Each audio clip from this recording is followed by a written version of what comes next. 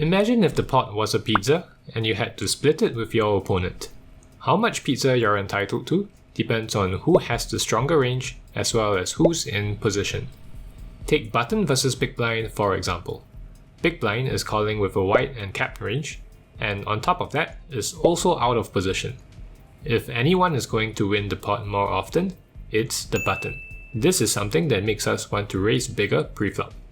By raising to 3 big blinds instead of 2.5, we make the pizza bigger, which is great when we get back more than half of it on average. The bigger we can make the pot pre-flop, the bigger our profit, or so it would seem. Of course, a good opponent will not defend the same range versus a larger open.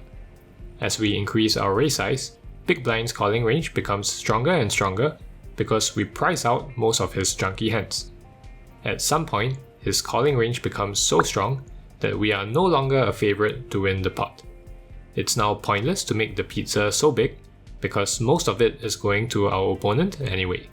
Mathematically, we would be much better off if the pizza was slightly smaller but we had a bigger share of it. Another problem with raising too big is that we create lots of dead money that our opponent can capitalize on. The more often we get 3-bet, the more of an issue this becomes. It's the equivalent of making an extra large pizza only to have the entire thing stolen from us whenever we face a re-raise. In short, big raises are good for building the pot the times we get called, and small raises save us money the times we get 3-bet.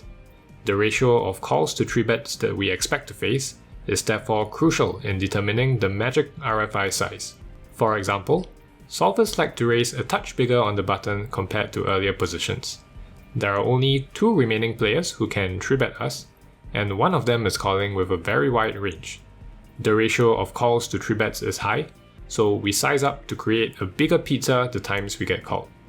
On the other hand, when we raise from UTG, there are 5 other players who can 3-bet us. Even if each of them is 3-betting us at a lower frequency, cumulatively we still get 3-bet much more often than before. We also don't get called much because hijack to small blind have to worry about getting squeezed and will not flat many hands. Even big blind will not flat as wide as before because he is up against a much stronger UTG range. The ratio of calls to 3-bets is low, so we size down to save a bit of money the times we get 3-bet.